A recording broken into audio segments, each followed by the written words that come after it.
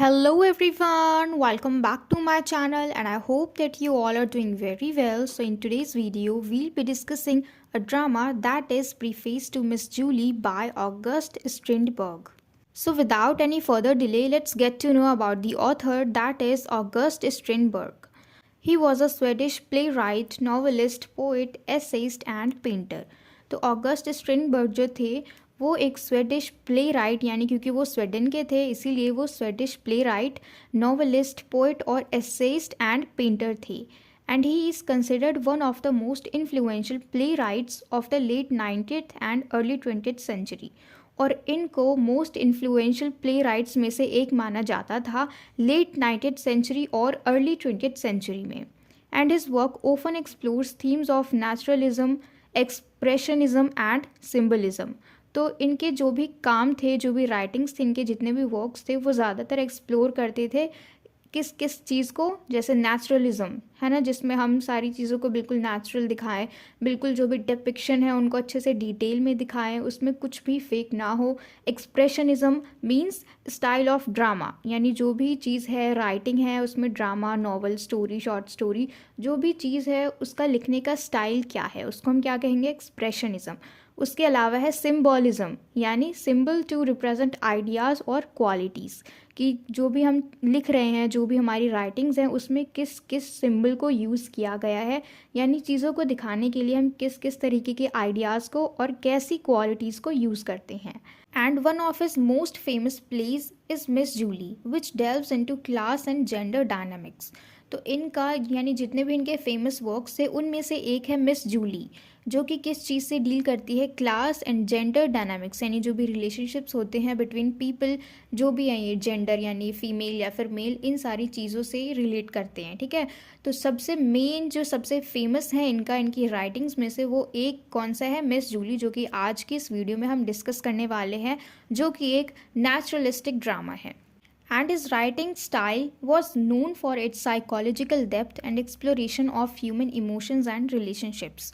तो इनकी जो भी राइटिंग्स हैं वो किस चीज़ के लिए ज़्यादातर जानी जाती थी, psychological depth and exploration of human emotions and relationships, यानी इनकी जो भी राइटिंग्स थी वो ज़्यादातर इन्हीं चीज़ों के ऊपर बेस्ड होती थी। ठीक है, यानी जो भी ह्यूमन इमोशंस हैं, साइकोलॉजी से रिलेटेड और उनके जो भी रिश्ते हैं, रिलेशनशिप्स हैं, इन सारी चीज़ों पर इनकी सारी राइटिंग्स बेस्ड होती थी। And he was born on 22nd January 1849 in Stockholm, Sweden. ठीक है, तो इसीलिए ये स्वेडिश है क्योंकि इनका जन्म ही यहाँ पे हुआ था। And he was died on 14th May 1912 और तब उनकी एज थी 63। तो इतना था हमारे ऑथर के बारे में, ऑगस्ट स्ट्रिंगबर्ग। अब हम चलते हैं इस प्ले के कैरेक्टर पे, जो कि सबसे पहली हमारी मेन कैरेक्टर है वो है Miss Julie and she is 25 years old. और इनकी जो पर्सनालिटी है वो स्विच होती रहती है। ठीक है, she switches personality in the play, यानी कभी कभी वो अपने आप को बहुत ज़्यादा स्ट्रॉन्ग फील करती हैं लेकिन कभी कभी वो अपने आप को बहुत ज़्यादा वीक फील करने लग जाती हैं। ऐसा हमारे साथ भी होता है कभी कभी। तो इनकी पर्सनालिटी जो है वो सेम नहीं है, इस पूरे प्ले में स्विच होती रहती है।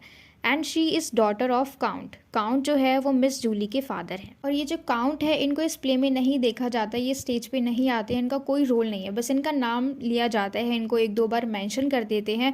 और ये बहुत ज़्यादा स्ट्रॉन्ग है, मतलब इनके पास बहुत ज़्यादा पावर्स हैं। ठीक है, क्योंकि ये मालिक हैं यहाँ के।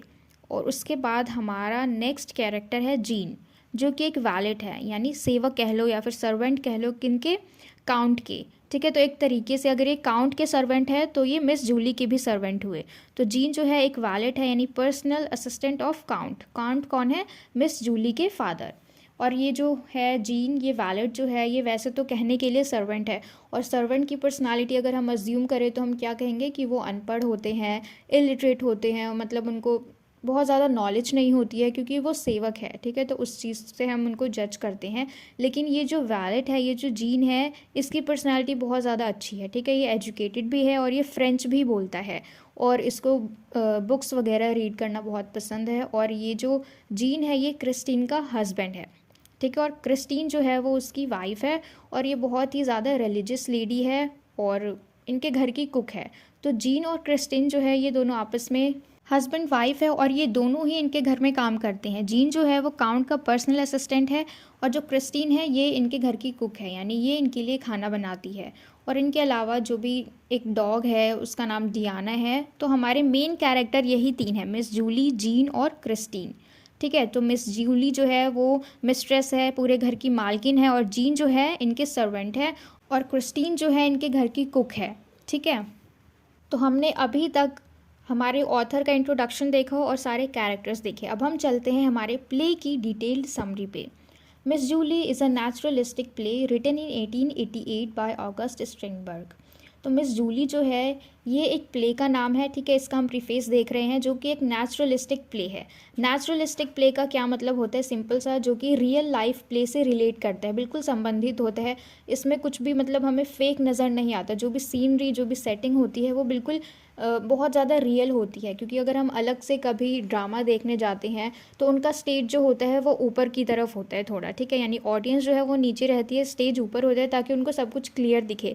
लेकिन ये नेचुरलिस्टिक ड्रामा है तो इसमें बिल्कुल सेम होता है, यानी जो भी लेवल है ऑडियंस का और एक्टर्स का मतलब बिल्कुल सेम है। ठीक है, हम बिल्कुल भी अलग अलग नहीं देख सकते इनको, यानी एक ही लेवल पे एक तरफ ऑडियंस बैठे हुए हैं और एक तरफ ये लोग अपना ड्रामा कंटिन्यू करते हैं। फिर जो भी लाइटिंग्स होती हैं बिल्कुल स्पेशल नहीं दिखाते, यानी जो भी हम एक्टर्स को हाईलाइट करते हैं ना ड्रामा में, ऐसा भी कुछ नहीं होता। और इनके फेस पे मेकअप भी बहुत कम होता है।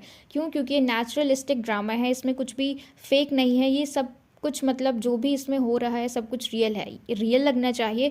तो इसीलिए जो भी एक्टर्स हैं उनके फेस पे मेकअप भी कम होता है ताकि रियल ही लगे। क्योंकि अगर हम देखें, अगर हम किसी ड्रामा में जाते हैं तो वहाँ पे एक्टर्स जो है उनका बहुत ज़्यादा मेकअप हुआ होता है, वो अलग से ही पहचान में आ जाते हैं कि ये कुछ करने वाले हैं, है ना, यानी उनका परफॉर्मेंस होने वाला है। लेकिन ये नेचुरलिस्टिक ड्रामा है तो इसलिए इनका मेकअप भी कम होता है। तो नेचुरलिस्टिक का सिंपल सा मीनिंग है कि वो रियल लाइफ प्ले से रिजेंबल करता है, यानी बिल्कुल सेम टू सेम होता है। तो इसमें कुछ फ़र्क नहीं है, जो ऑडियंस है और जो एक्टर्स हैं वो बिल्कुल सेम लेवल पे ही बैठ के एक दूसरे को देखते हैं। जो एक्टर्स होते हैं उनका जो इंटरेक्शन है ऑडियंस के साथ वो अच्छा होता है, क्योंकि दोनों एक लेवल पे ही हैं और ये नेचुरलिस्टिक ड्रामा है। तो आई होप कि आपको इसका मीनिंग पता चल गया कि नेचुरलिस्टिक प्ले का मतलब क्या होता है। ठीक है, and it is set on midsummer's eve on the estate of a count in Sweden. तो ये लोग मिड समर ईव को यहाँ पे एक तरीके से हम कह सकते हैं कि सेलिब्रेट कर रहे हैं स्वीडन में। ठीक है, जो कि काउंट है उसकी पूरी संपदा है, उसका पूरा एस्टेट है, तो वहाँ पे ये लोग हैं, अभी ये पूरा सेट किया गया है। First scene is in the kitchen. Jean and Christine, यानी ये दोनों जो हस्बैंड वाइफ हैं, talks about Miss Julie, she dances with the servants. तो देखो ये जो फर्स्ट सीन है हमारा किचन से स्टार्ट होता है और यहाँ पे जीन और क्रिस्टीन जो कि हस्बैंड वाइफ है ये दोनों बात करते हैं किसके बारे में, मिस जूली के बारे में। कि कितना अजीब है कि मिस जूली मिस्ट्रेस है, मालकिन होने के बाद भी ये सर्वेंट्स के साथ डांस कर रही है, यानी वो एक एक करके सारे सर्वेंट्स के पास जा रही है, उनको डांस के लिए पूछ रही है और उनके साथ डांस कर रही है। तो ये कितना अजीब है। जीन बोलता है किसको, क्रिस्टीन को। तो क्रिस्टीन उसकी साइड लेते हुए बोलती है कि वो थोड़ी सी ठीक नहीं है, क्योंकि अभी कुछ टाइम पहले ही उसकी जो एंगेजमेंट है वो टूट गई थी, यानी मिस जूली की एंगेजमेंट टूट गई थी। क्योंकि देखो मिस जूली जो है उसकी पर्सनालिटी चेंज होती रहती है, तो वो अपने जो उसका फियांसे था वो बहुत अजीब तरीके से उसको ट्रीट कर रही थी। जिस तरीके से हम डॉग्स को ट्रेन करते हैं ना कि मैंने उसे फेंका तो तुम वापस उसे उठा के लाओ, इस तरीके से तो वो अपने हस्बैंड को भी ऐसे ही सिखा रही थी। तो उसका जो होने वाला हस्बैंड था यानी फियांसे था, उसने मना कर दिया और फिर इनका जो एंगेजमेंट है इसी की वजह से टूट गया।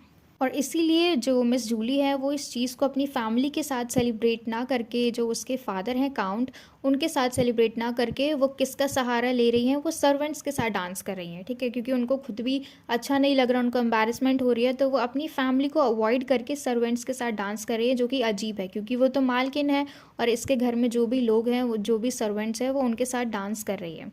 तो ये बहुत ही स्ट्रेंज बिहेवियर है। तो ये दोनों किचन में आपस में बात कर रहे होते हैं और क्रिस्टीन जो है वो Christine was preparing something liquid for the dog Diana to abort. मतलब जो क्रिस्टीन है वो कुछ बना रही होती है किचन में। जो डियाना है वो मिस जूली की डॉग है और वो प्रेग्नेंट हो जाती है पड़ोस वाले डॉग से।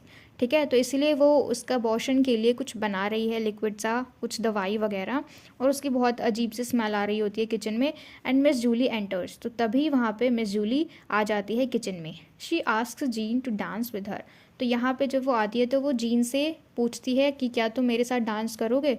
तो देखो जीन जो है वो क्रिस्टीन का हस्बैंड है, तो जीन पहले मतलब ये दोनों आपस में फ्लर्ट भी कर रहे थे किचन में कि मतलब तुम मेरे साथ डांस करोगे, अभी हम बाहर जाएंगे, हम दोनों आपस में डांस करेंगे। तो जीन जो है वो प्रॉमिस करते हैं कि चलो भाई क्रिस्टीन, मैं तुम्हारे साथ डांस करूँगा बाहर।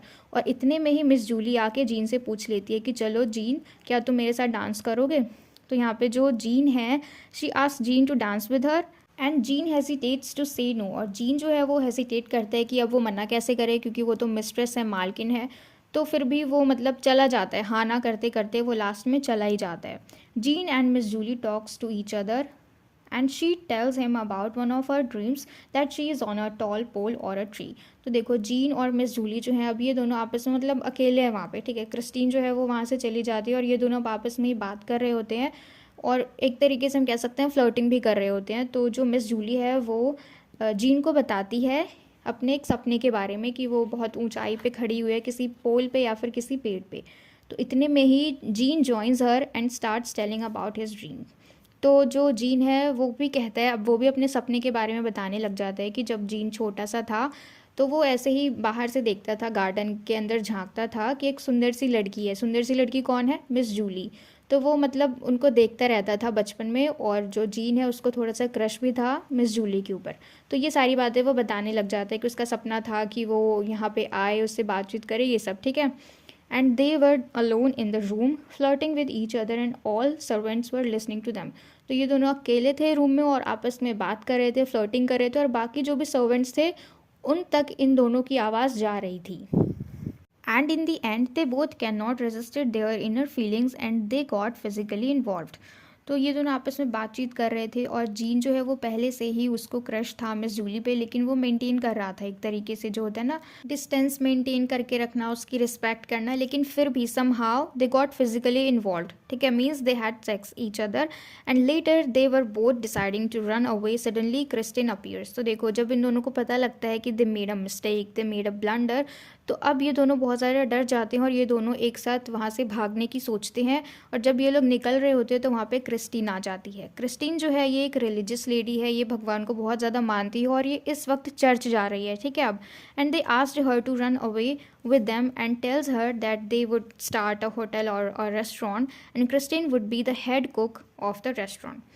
तो देखो अब ये दोनों भाग रहे हो और जब जैसे ही ये क्रिस्टीन इनको रास्ते में मिलती है तो ये दोनों इसको भी बता देते हैं कि हम भाग रहे हैं तो तुम भी हमारे साथ चलो, हम बाहर जाके एक होटल खोलेंगे या फिर रेस्टोरेंट खोलेंगे और वहाँ पे तुम्हें हेड कुक बना देंगे, क्योंकि इस घर में भी वो कुक ही है। तो वो लोग इसको बोलते हैं कि तुम्हें बाहर भी हम कुक ही बना देंगे, हेड कुक तुम रहोगी उस रेस्टोरेंट की। However, Christine was a religious lady. She denied and told them about God's grace and then left। तो देखो जो क्रिस्टीन है वो क्योंकि एक रिलीजियस लेडी है तो वो ये काम कर ही नहीं सकती है ना, उल्टे सीधे काम के मतलब भाग जाए घर को छोड़ के। तो ये इसने क्या किया कि इसने जाने से मना कर दिया और उनको बताने लगे कि कोई बात नहीं, अगर गलती हुई है तो क्योंकि भगवान जो है वो तो माफ़ कर ही देते हैं। तो इस तरीके से इतना बोल के वो चली जाती है और फिर वो पूरे मतलब जो इनका घर है वहाँ पे अनाउंसमेंट भी कर देती है कि सारे दरवाज़ों को बंद कर दिया जाए ताकि ये दोनों भाग ना पाए। क्योंकि बेसिकली देखा जाए तो क्रिस्टीन जो है ये इन दोनों के साथ नहीं है, वो उनकी हेल्प नहीं कर रही उनको भगाने में। तो इसलिए वो क्या कर रही है कि ये दोनों भाग ना पाए, इसलिए सबको बोल देती है वहाँ पे कि रास्ता वगैरह बंद कर देने के लिए। And when they were about to escape suddenly a bell rings that indicates count's arrival. तो जैसे ही ये दोनों, क्योंकि ये दोनों भाग ही रहे हैं, तो तभी अचानक से बेल बजती है, यानी जो मालिक है, जो काउंट है, वो आ चुके हैं। अभी तक काउंट जो है वो नहीं थे प्ले में, ठीक है, और आ चुके हैं, यानी अभी भी विजिबल नहीं है, उनका अपीयरेंस कुछ भी नहीं है, वो दिख नहीं रहे स्टेज पे, लेकिन बस उनका नाम ही है कि वो आ चुके हैं। बेल बजती है, they were scared and in the end Miss Julie asks for help to Jean. तो देखो ये दोनों बहुत ज़्यादा डर जाते हैं, क्योंकि अगर अभी तक काउंट नहीं था तो ये दोनों भाग सकते थे, लेकिन अब तो मालिक ही आ गए तो ये कैसे भागेंगे, ये बहुत ज़्यादा डर जाते हैं। तो वो जूली बोलती है कि जल्दी से कुछ करो। तो ये जीन जो है, क्योंकि ये लोग जीन के रूम में ही है, मिस जूली और जीन, ये अभी भी जीन के ही रूम में है। तो जीन क्या करता है, Jean offers his razor to miss Julie and she silently enters in her own room and the play ends here. तो देखो जब जैसे ही जो मिस जूली है वो हेल्प के लिए बोलती है जीन को, तो वो क्या करता है, उसको अपना रेज़र ला के दे देते हैं। और ये रेज़र लेके जो मिस जूली है वो अपने रूम में चली जाती है और उसको ये बात याद होती है कि क्रिस्टीन ने उसको कहा था कि भगवान तो हमेशा दया करते हैं, माफ़ कर देते हैं। तो वो रेज़र लेके अपने रूम में चली जाती है जीन के रूम से, ठीक है। और इतने में ही हमारा प्ले जो है ये ख़त्म हो जाता है, जो कि हमें शो करता है कि इन दी एंड शायद मिस जूली जो है वो सुसाइड कर लेती हैं उस रेज़र से। ठीक है। और इसी के साथ हमारा ये प्ले भी एंड होता है, और मुझे पूरी उम्मीद है कि आपको ये पूरा प्ले अच्छे से समझ में आया हो। And if so then please let me know in the comment box if you like this video, and share it with your friends as well so that they can get help from it. And don't forget to subscribe my channel. Until we meet in the next video, keep learning.